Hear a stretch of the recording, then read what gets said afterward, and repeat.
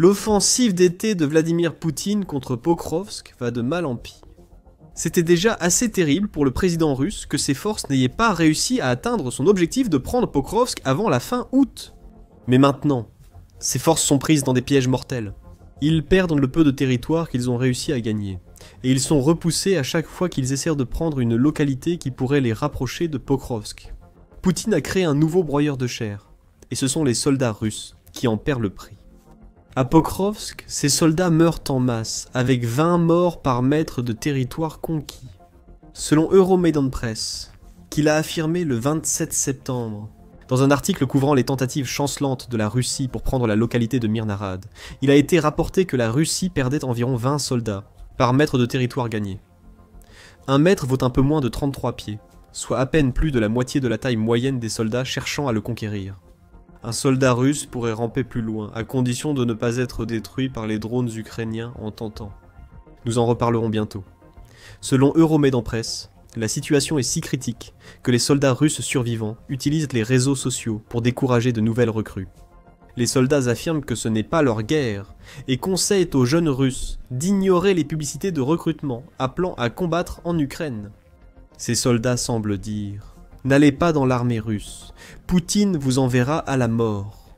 Pourquoi ce taux de perte massif? Poutine ordonne à ses soldats près de Pokrovsk d'avancer, sachant qu'il les envoie à la mort. Ceci est particulièrement évident à Mirnarad, où selon Euromaidan Press, les forces russes tentent depuis des semaines de prendre la ville, pour la simple raison que l'occupé pourrait offrir un nouvel angle d'attaque contre Pokrovsk. Poutine veut Pokrovsk. Prendre cette ville était son objectif principal cet été, et il tente de la conquérir depuis presque toute la guerre en Ukraine. C'est pour une bonne raison. Pokrovsk est devenu un symbole en tant que forteresse ukrainienne essentielle dans la région de Donetsk. De plus, c'est un centre logistique pour cette région. Poutine pense qu'en prenant Pokrovsk, il prépare la prise de Donetsk, puis du Donbass. Pour Mirnarad, la Russie voulait percer avec ses blindés il y a quelques semaines, pensant l'Ukraine trop distraite. En défendant Dobropilya, la Russie a estimé qu'elle laissait Mirnarad ouverte à l'assaut. Cependant, cette stratégie n'a pas fonctionné. Non seulement l'avancée vers Dobropilya a échoué, mais chaque poussée blindée vers Mirnarad a été confrontée à une puissance de feu ukrainienne écrasante. Cela représente 20 pertes par mètre selon Euromaidan Press. Souvent, les soldats russes n'atteignent pas la ligne de contact. Ils sont fauchés bien avant d'y arriver. Des images géolocalisées montrent à maintes reprises les carcasses de véhicules russes. Selon Euromaidan Press, ces véhicules détruits symbolisent l'échec russe à Pokrovsk. Plus grave, la Russie, ayant perdu tant de véhicules, doit attaquer Mirnarad uniquement avec l'infanterie, ce qui marque le début de ses vrais problèmes. Les soldats russes ne résistent pas aux drones ukrainiens. Mirnarad, avec ses nombreux immeubles hauts, est souvent ciblé par les bombes planantes russes. L'Ukraine dispose de nombreux bâtiments à partir desquels elle peut lancer ses drones. La différence, l'Ukraine s'est créée de vrais murs de drones selon Euromaidan Press. Les soldats russes, privés de blindés, tentent de franchir ce mur de drones à pied sans se faire repérer mais échouent. Les drones détectent et éliminent les troupes russes. La Russie est confrontée à des problèmes depuis que l'Ukraine investit massivement dans la production nationale de drones. Le président ukrainien Volodymyr Zelensky déclare que l'Ukraine peut produire 8 millions de drones par an. L'Ukraine pourrait aussi atteindre ce chiffre en 2026. Suite à la confirmation du 12 septembre que l'Europe investira 7 milliards de dollars dans l'industrie des drones en Ukraine. Même sans ces fonds, l'Ukraine produit chaque année des millions de drones pour sa défense contre les soldats russes. Le Conseil de l'Atlantique a débattu de cette stratégie en juillet. L'utilisation innovante et en évolution rapide des véhicules aériens sans pilote par l'armée ukrainienne pour créer une défense en profondeur est souvent appelée un mur de drones. Si le mur de drones ukrainiens s'avère efficace et freine l'offensive de Poutine, il pourrait influencer la doctrine défensive des académies militaires européennes. Et d'ailleurs, le média a rapporté que les murs de drones ukrainiens ont prouvé leur efficacité dans les mois suivants.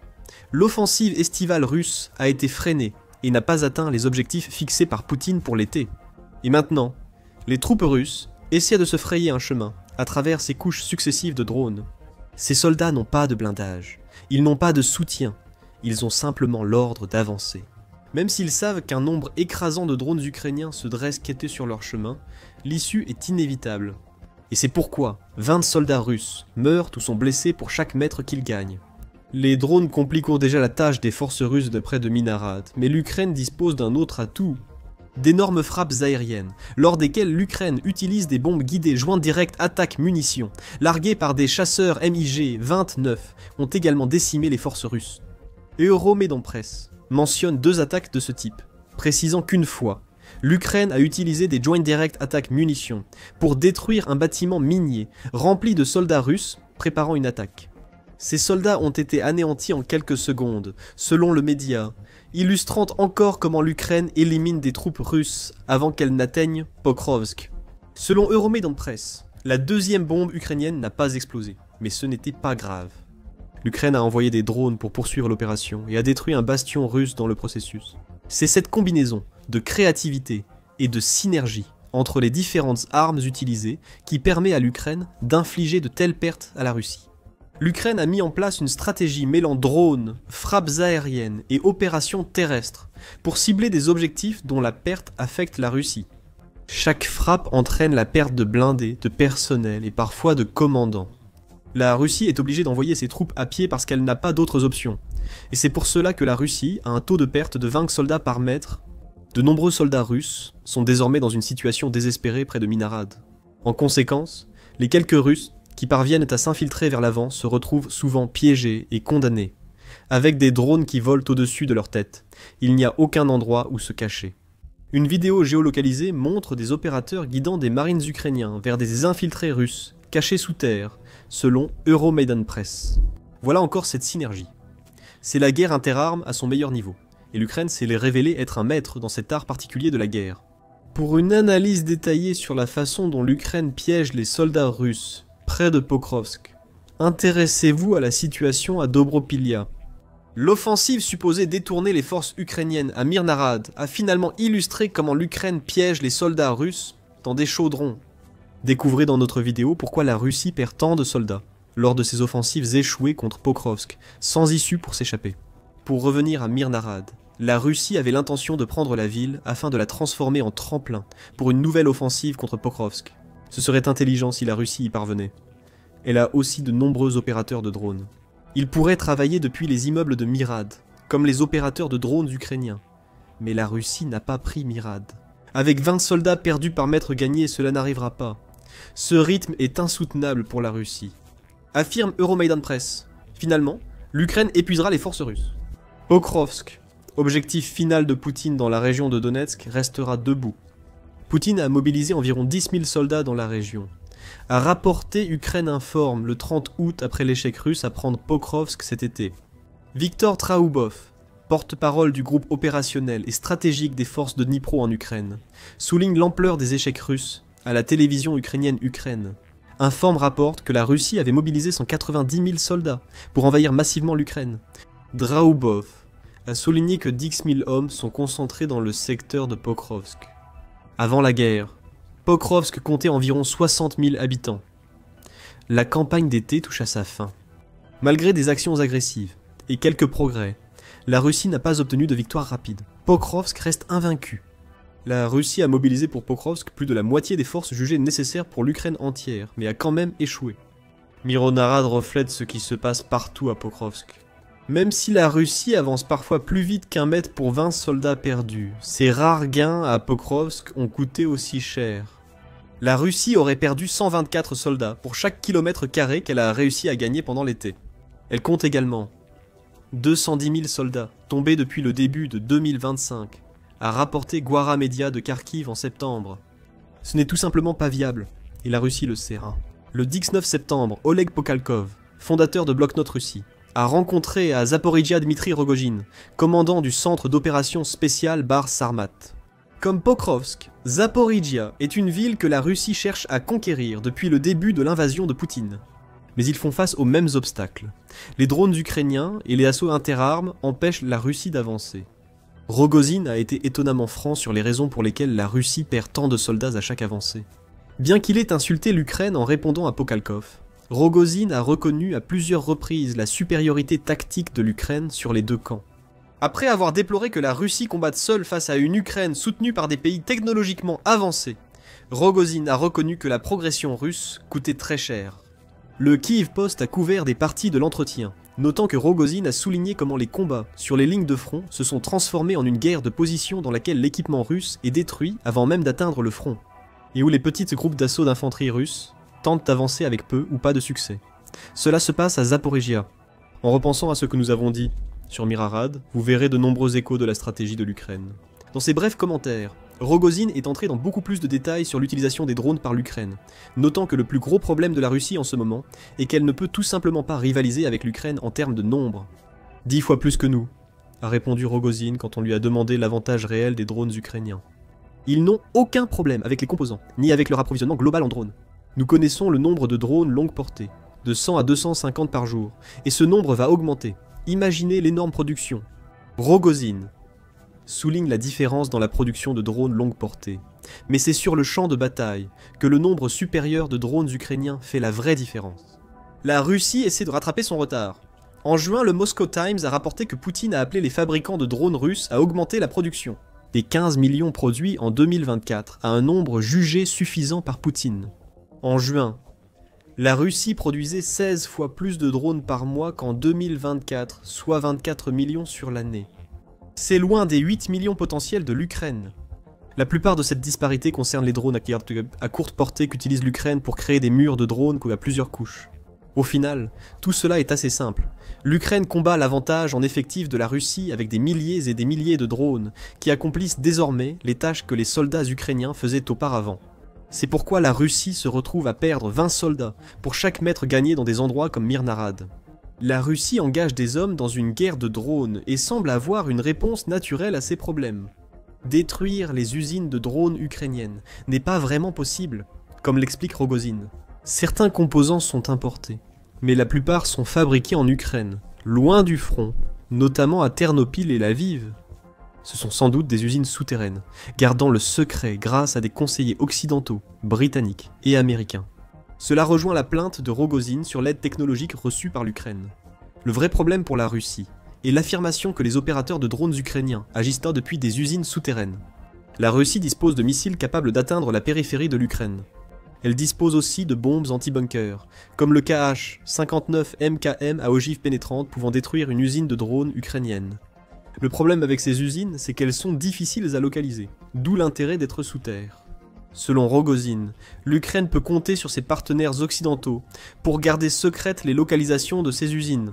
Tout en apprenant en même temps suffisamment sur la Russie pour mener ses propres frappes, Rogozin affirme que la Russie essaie de perturber le cycle de production de l'Ukraine. La plupart des usines souterraines du pays ont assez de stock pour qu'une coupure de 2 mois ait peu d'effet. Encore une fois, tout cela nous ramène à des endroits comme Mirnarad et aux guerres de drones dont nous avons déjà parlé. La Russie ne parvient pas à stopper la production de drones ukrainiens, maintenant ainsi le rapport de force défavorable de 20 contre 1 pour ses troupes. Les drones ne vont pas disparaître, l'Ukraine en aura juste plus. Fait étrange, la Russie ne s'adapte pas aux tactiques ukrainiennes, ce que Rogozin sait. La carte évolue difficilement, au prix fort pour nos troupes, dit Rogozin. Nous progressons avec des groupes d'assaut de 3 hommes et des méthodes traditionnelles. C'est une guerre de tranchées, avec du matériel détruit avant la ligne de front des deux côtés. Le point que Rogozin souligne ici, c'est que les tactiques d'usure de la Russie ne fonctionnent pas face aux hordes de drones ukrainiens. En réalité, c'est l'inverse de ce que veut la Russie qui arrive. Dans une guerre d'usure, un pays comme elle s'attendrait à de lourdes pertes humaines. Cependant, la Russie s'attendrait également à gagner beaucoup plus de territoire qu'elle ne le fait actuellement. United 24 Media a souligné cela dans un article de juin examinant l'approche traditionnelle d'usure de la Russie. L'Ukraine utilise drones et technologies pour contrer la supériorité numérique de Poutine. Selon le média, après les échecs des contre-offensives de 2023 basées sur des tactiques classiques, l'Ukraine a improvisé puis opéré un changement radical. Cela a mené à la dépendance actuelle aux drones. La Russie utilise les drones dans sa stratégie, principalement comme véhicule d'assaut longue portée lors de ses frappes de missiles sur les villes ukrainiennes. Sur le terrain, cependant, la Russie continue de s'appuyer sur ce sur quoi elle a toujours compté, les blindés et les troupes. Elle manque des premiers, d'où la mort de nombreux seconds pour de faibles gains. Tout cela fait que le champ de bataille est devenu quelque peu statique. C'est particulièrement le cas à Pokrovsk, où certains des gains réalisés par la Russie sont en train d'être inversés. Globalement, les lignes de combat restent presque inchangées, toujours avec 20 soldats par mètre. Ce rythme-là ne permet pas une avancée. Il crée une impasse, et c'est une situation qui semble très bien servir l'Ukraine. Apparemment, une personne estime que l'impasse créée par l'Ukraine pourrait finalement ne pas lui être bénéfique.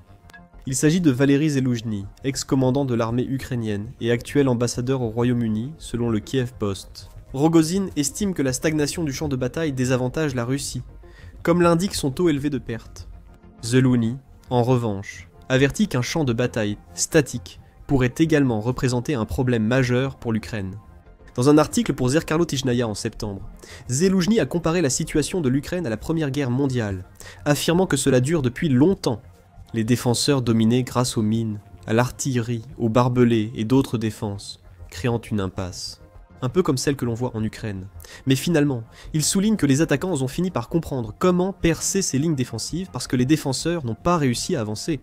L'impasse de la guerre en Ukraine est différente. Les chars rapides Pshkorko ont marqué la Première Guerre mondiale, mais on sait déjà comment les chars russes résistent aux drones ukrainiens. La guerre de position a révélé un autre schéma, selon Zeluzhny. La transition vers la guerre de position conduit à son prolongement, et comporte de grands risques pour les forces armées, ainsi que pour l'État dans son ensemble. De plus, cela avantage l'ennemi, qui cherche à renforcer sa puissance militaire. Peut-être a-t-il raison. Une impasse donnerait à la Russie plus de temps pour reconstituer ses stocks et élaborer de nouvelles stratégies. Cependant, la Russie essaie de faire tout cela tout en perdant des soldats, à un rythme aussi insoutenable que ce que prétend Zeluzhny. La défense de l'Ukraine dépendra de ses ressources. Tout pourrait se résumer à savoir quel camp cédera en premier, exactement comme l'avait prévu Poutine, mais le dirigeant russe pourrait finir par découvrir que c'est son propre camp qui cède.